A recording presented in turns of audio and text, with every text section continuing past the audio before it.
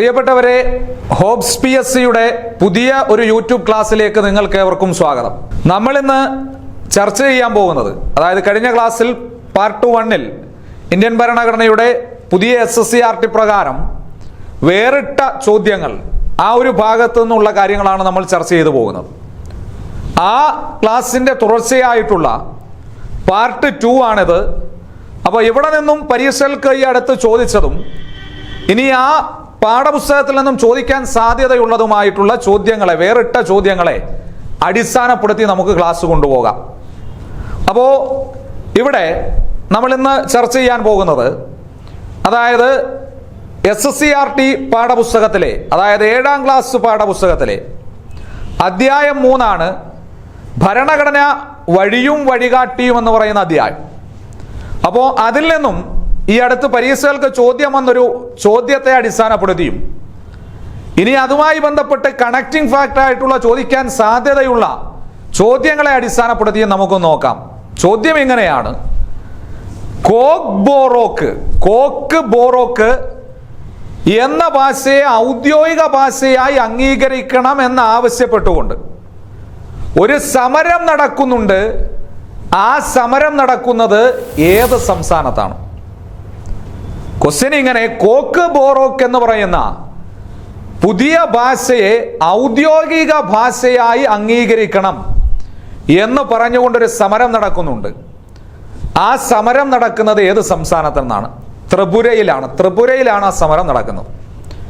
ഇവിടെ നമുക്ക് നോക്കാം ഭാഷകളെ പറ്റി പരാമർശിച്ചിരിക്കുന്ന ഭരണഘടനാ ഭാഗം ഏതാ? പാർട്ട് ഏതാ? ഷെഡ്യൂൾ അല്ലേ? ഭാഗമാണ്. അതായത് ഭാഷകളെ പറ്റി പരാമർശിച്ചിരിക്കുന്ന ഭരണഘടനയുടെ ഭാഗമാണ് ഭാഗം 17. അപ്പോൾ ഈ ഭാഗം 17-ൽ രേഖപ്പെടുത്തിയിരിക്കുന്ന ചിത്രം ഏതാ? ഭാഗം 17-ൽ രേഖപ്പെടുത്തിയിരിക്കുന്ന ചിത്രം ഏതാ? ഭാഗം 17-ൽ രേഖപ്പെടുത്തിയിരിക്കുന്ന ചിത്രമാണ് ഗാന്ധിജിയുടെ ദണ്ഡി യാത്രയാണ്. ഇവിടെ നിന്നും പരീക്ഷകൾക്ക് ചോദിച്ചതാണ് പുതിയ പാഠപുസ്തകം, അതായത് 8ാം ക്ലാസ്സിലെ, അതായത് 5ാമത്തെ ചാപ്റ്റർ ആയിട്ടുള്ള ഇന്ത്യൻ ഭരണഘടന അവകാശങ്ങളും കർത്തവ്യങ്ങളും. ഇന്ത്യൻ ഭരണഘടനയുടെ ഭാഗം 3, ഒറിജിനൽ പതിപ്പിലെ ഭാഗം 3 ചിത്രം ഉൾപ്പെടെ കൊടുത്തിട്ടുണ്ട്. ഭാഗം 3-ൽ രേഖപ്പെടുത്തിയിരിക്കുന്ന ചിത്രം ഏത്? അതേതാണ് എന്ന് ചോദിച്ചാൽ ശ്രീരാമന്റെയും സീതയുടെയും ലക്ഷ്മണന്റെയും ചിത്രം. ഇമ്പോർട്ടന്റ്.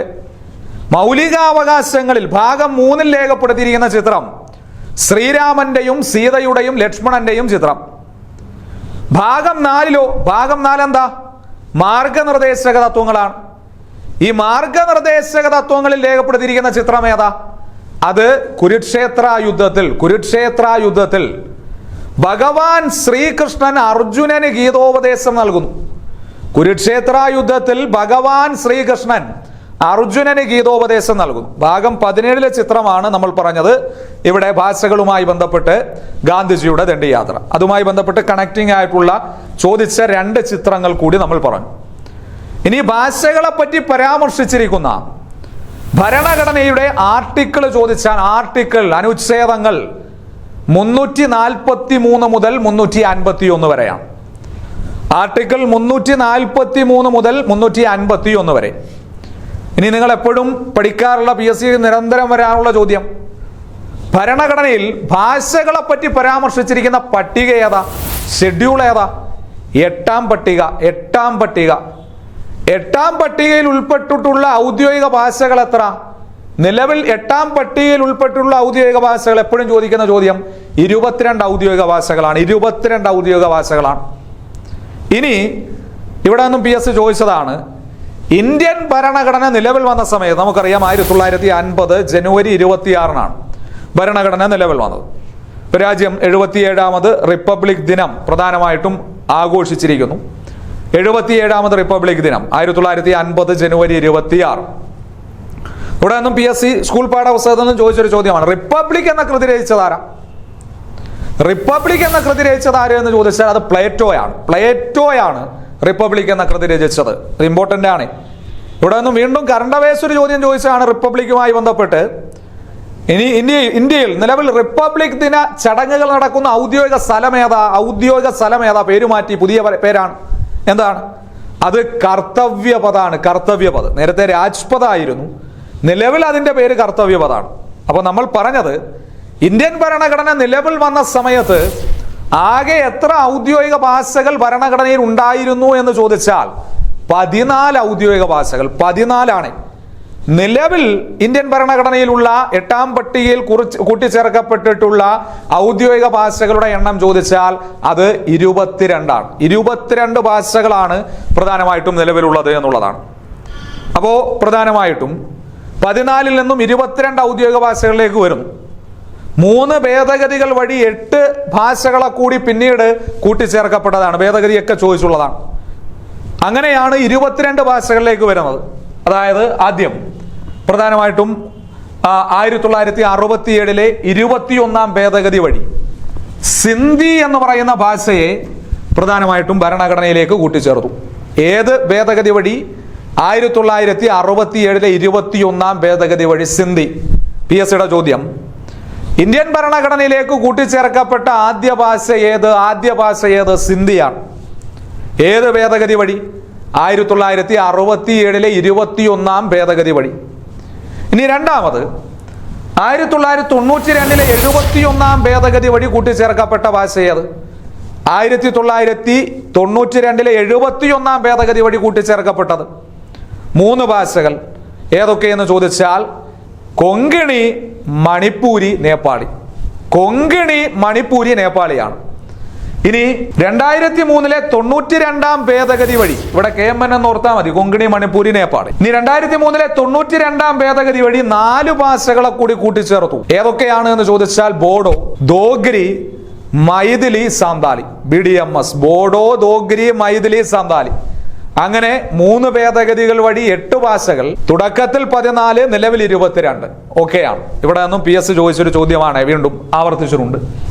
അതായത് ദോഗ്രി ഭാഷ പ്രധാന ഭാഷകളിലായി ഉപയോഗിക്കുന്ന കേന്ദ്രഭരണ പ്രദേശം, നിലവിൽ കേന്ദ്രഭരണ പ്രദേശമാണ്. ബോഡോ അന്ന് സംസ്ഥാനം എന്ന രീതിയിലാണ് ചോദിച്ചത്. ദോഗ്രി ഭാഷ പ്രധാന ഭാഷകളിലായി ഉപയോഗിക്കുന്ന സംഭരണ പ്രദേശം ഏത് എന്ന് ചോദിച്ചാൽ അത് ജമ്മു കാശ്മീരാണ്.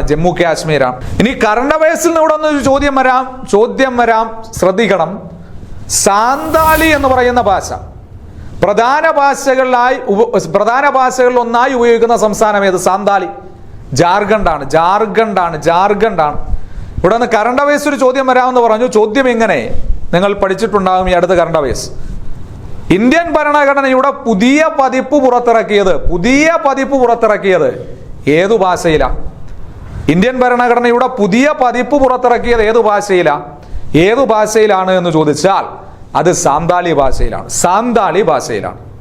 അതായത് നമുക്കറിയാം, നമ്മുടെ രാജ്യത്ത് ഏകദേശം 15,000-ലധികം ഭാഷകളാണ് പ്രധാനമായിട്ടും നമ്മുടെ രാജ്യത്തുള്ളത് എന്നുള്ള കാര്യം കൂടി കൃത്യമായിട്ട് ഓർക്കുക. വിവിധ ഭാഷകൾ, വിവിധ വേഷവിധാനങ്ങൾ, സംസ്കാരങ്ങൾ, അതുപോലെ തന്നെ വിവിധങ്ങളായിട്ടുള്ള മതങ്ങൾ, ജാതികൾ, നാനാത്വത്തിൽ ഏകത്വം എന്ന് പറയുന്ന ഇന്ത്യയിലെ എപ്പോഴത്തെയും സൗന്ദര്യപരമായിട്ടുള്ള ആശയം, ആ ആശയത്തിന്റെ പ്രതിഫലമാണ് വിവിധ ഭാഷകളുണ്ട് എന്നുള്ളതാണ്. ഓക്കെയാണ്. അപ്പൊ അതാണ് നമ്മൾ ആശയം പറഞ്ഞത്. ഇനി ഇവിടെ നിന്ന് മലയാള സാഹിത്യത്തിൽ നിന്നും ചോദിച്ചൊരു ചോദ്യമുണ്ട്. ചോദ്യം എങ്ങനെ? മറ്റുള്ള ഭാഷകൾ കേവലം ധാത്രിമാർ, മർത്യനു പെറ്റമ്മതൻ ഭാഷതാൻ. ആരുടെ വരികൾ? ഇതും സ്കൂൾ പാഠപുസ്തകമാണ്. മറ്റുള്ള ഭാഷകൾ കേവലം ധാത്രിമാർ, മർത്യനു പെറ്റമ്മതൻ ഭാഷതാൻ. ആരുടെ വരികളാണ് എന്ന് ചോദിച്ചാൽ വള്ളത്തോൾ നാരായണമേനോൻ ഭാഷകളെ പറ്റി പരാമർശിച്ച് ഇന്ത്യയിലെ വിവിധങ്ങളായിട്ടുള്ള ഭാഷകളെ അടിസ്ഥാനപ്പെടുത്തി നടത്തിയിട്ടുള്ള പ്രധാനപ്പെട്ടൊരു പ്രഖ്യാപനമാണത് എന്നുള്ള കാര്യം കൃത്യമായിട്ട് ഓർക്കുക. ഇനി നമുക്കറിയാം, ഇന്ത്യയിലെ ക്ലാസിക്കൽ ഭാഷകൾ അതല്ലെങ്കിൽ ശ്രേഷ്ഠ ഭാഷകൾ എത്രയുണ്ട് നിലവിൽ? PSCയുടെ ചോദ്യം. നിലവിൽ ക്ലാസിക്കൽ ഭാഷകൾ അല്ലെങ്കിൽ ശ്രേഷ്ഠ ഭാഷകൾ എത്രയുണ്ട് എന്ന് ചോദിച്ചാൽ 11 ഭാഷകളാണ്. 11 ശ്രേഷ്ഠ ഭാഷകളാണ് ക്ലാസിക്കൽ ഭാഷ. ആദ്യമായി ക്ലാസിക്കൽ ഭാഷാ പദവി ലഭിച്ച ഭാഷ ലഭിച്ചത്? PSCയുടെ ചോദ്യം. അത് ഏതാണ് എന്ന് ചോദിച്ചാൽ തമിഴിനാണ് ആദ്യമായിട്ട് ക്ലാസിക്കൽ ഭാഷാ പദവി ലഭിച്ചത്. ഏതു വർഷം എന്ന് ചോദിച്ചാൽ 2004. പിന്നീട് 2005 ഏതു ഭാഷയ്ക്ക്? 2005 ഏതു ഭാഷയ്ക്ക്? സംസ്കൃതം. 2005 സംസ്കൃതം. 2008 ഏതു ഭാഷയ്ക്ക്? 2008 2 ഭാഷകൾ തെലുങ്ക്, തെലുങ്ക്, കന്നഡ. മലയാളത്തിന് ക്ലാസിക്കൽ ഭാഷാ പദവി ലഭിച്ചതെന്ന് PSC യുടെ ചോദ്യം. മലയാളത്തിന് ക്ലാസിക്കൽ ഭാഷാ പദവി ലഭിച്ചതെന്ന 2013. ഇനി പ്രധാനമായിട്ടും 2014 ഏത് ഭാഷയ്ക്കാ ക്ലാസിക്കൽ ഭാഷാ പദവി ലഭിച്ചത്? 2014 അത് ഒഡിയ എന്ന ഭാഷയ്ക്കാണ്. ഒഡിയ നിലവിൽ ഒഡിയ എന്നറിയപ്പെടും. നമ്മുടെ ഡിഗ്രി ലെവൽ പരീക്ഷയ്ക്ക് ചോദ്യം ചോദിച്ചിട്ടുണ്ട്. ചോദ്യം എങ്ങനെ? ഒറിയ എന്ന് പറയുന്ന ഭാഷയ്ക്ക് ഒഡിയ എന്ന പേര് ലഭിക്കാൻ കാരണമായ ഭേദഗതി. അപ്പോൾ ഒറീസ എന്ന് പറയുന്ന സംസ്ഥാനമായിരുന്നു. അപ്പോൾ അതിന് നിലവിൽ ഒഡീസ എന്ന് പറയുന്ന സംസ്ഥാനം പേരുമാറ്റി. അപ്പോൾ ഭേദഗതിയിലൂടെ നമുക്ക് പേരുമാറ്റം ഉൾപ്പെടെയുള്ള കാര്യങ്ങൾ നടപ്പിലാവും.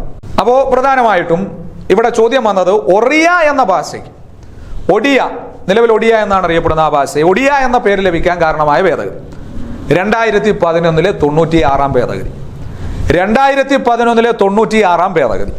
പിന്നീട് 2024 ഏതൊക്കെ ഭാഷകൾക്ക് ക്ലാസിക്കൽ ഭാഷാ പദവി ലഭിച്ചു? ക്ലാസിക്കൽ ഭാഷാ പദവി ലഭിച്ചു ഏതൊക്കെയാണ് എന്ന് ചോദിച്ചാൽ പാലി, പ്രാകൃത്, അതുപോലെ തന്നെ ബംഗാളി, ആസാമീസ്, മറാഠി.